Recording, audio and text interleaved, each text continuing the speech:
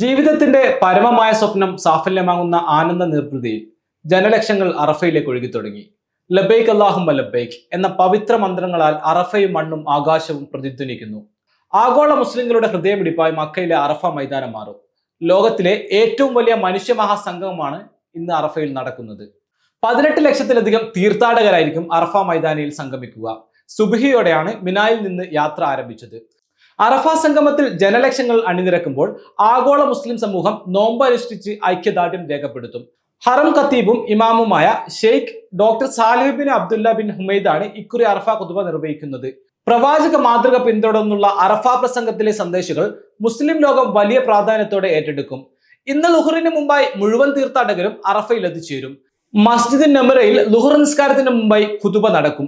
ലുഹർ അസർ നിസ്കാരങ്ങൾ 2 റക്അത്ത് വീതമാക്കി ഇമാമിനൊപ്പം ചുരുക്കി നിസ്കരിച്ചതിനു ശേഷം സൂര്യാസ്തമയം വരെ ഹാജിമാർ അറഫയിൽ തങ്ങും. കത്തിജ്വലിക്കുന്ന സൂര്യന് കീഴിൽ വിശ്വാസത്തിന്റെ അനിർവചനീയമായ ശക്തിയിൽ ലക്ഷോപലക്ഷം ഹൃദയങ്ങൾ ഒരുമിച്ച് ദൈവസന്നിധിയിൽ കരളൊരുകി പ്രാർത്ഥിക്കുന്നു. ഇവിടെ ഓരോ കണ്ണുനീർത്തുള്ളിയും പ്രാർത്ഥനയാകുന്നു. അറഫ മനുഷ്യന്റെ ആത്മാവിനെ പരിശുദ്ധമാക്കുന്ന പുണ്യത്തിന്റെ നദിയായി മാറുന്നു.